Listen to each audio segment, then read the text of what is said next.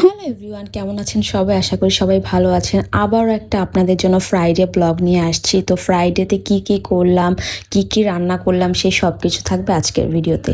তো সকালবেলা উঠেই দেখছি আম্মু রুটি ভেজে নিচ্ছে। সকালবেলা কিন্তু রুটি খেতে আমার অনেক ভালো লাগে। তো এখানে হচ্ছে আম্মু কিছু পরোটা ভাজবে আর হচ্ছে কিছু রুটি। পরোটা মূলত আমি চা দিয়ে খাই।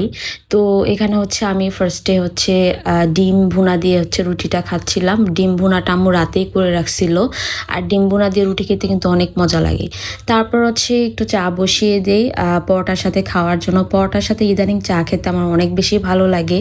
তারপর হচ্ছে দেখলাম যে আব্বু সকাল সকাল বাজার করে নিয়ে আসছে। তো এখানে হচ্ছে বড় বড় চিংড়ি মাছ, তারপর হচ্ছে মুরগির মাংস আর হচ্ছে কিছু সবজি এনেছে। এই সবজিগুলো কিন্তু একদম পিওর, মানে একদম গাছ থেকে পাড়া। আব্বু হচ্ছে এখানে আমাদের এলাকাতে এগুলো চাষ করে, সেখান থেকে কিনে নিয়ে আসছে। তারপর হচ্ছে শাকগুলো, মানে আমাদের এখানে একদম পিওর শাকসবজি পাওয়া যায়। এই বিষয়টা আমার কাছে অনেক ভালো লাগে।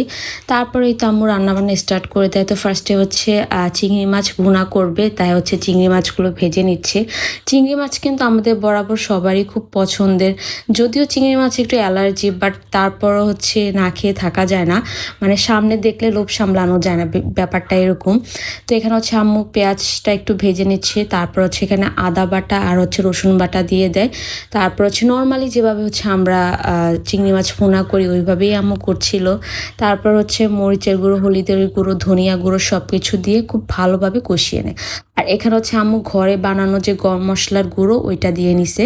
আম্মু হচ্ছে বেশিরভাগ এই মশলাটা বাসাতেই বানায়, সব রকমের মশলা এনে। তো তারপর হচ্ছে এই তো চিংড়ি মাছগুলো দিয়ে দেয়। দেন হচ্ছে এখন একটু পানি দিয়ে কষিয়ে নিবে। আর এই পর্যায়ে হচ্ছে কিছু কাঁচামরিচ অ্যাড করে দিছে। এই তো আমাদের চিংড়ি মাছ রান্না একদম কমপ্লিট। তারপর হচ্ছে মুরগির মাংসটাও রান্না করে ফেলছে। মুরগির মাংসটা সেদিন এত মজা হয়েছে, একদম ঝাল ঝাল করে রান্না করছে আর একটু ঝোল ঝোল ছিল। তারপর হচ্ছে এখানে শাক রান্না করতেছিল। এখানে হচ্ছে বোম্বাই মরিচ দিয়ে নেয় সাথে, শাকের সাথে একটু বোম্বাই মরিচ দিলে কিন্তু ফ্লেভারটা অনেক সুন্দর আসে। আর শাকগুলা খেতে এত মজা ছিল, মানে না খেলে বিশ্বাস হবে না। তো তারপর হচ্ছে আমি একটু এখানে ঢং করতেছিলাম, একটু ডেকোরেশন করতেছিলাম, একটু ছবি তুলবো এর জন্য।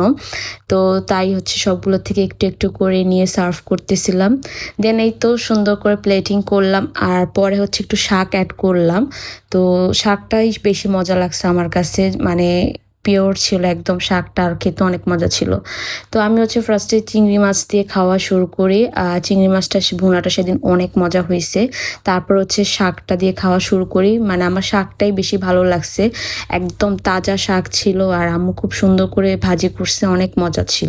তো এই ছিল আমার ফ্রাইডে ব্লগ। আশা করি সবার ভিডিওটি ভালো লেগেছে। আল্লাহ হাফেজ এভরিওয়ান।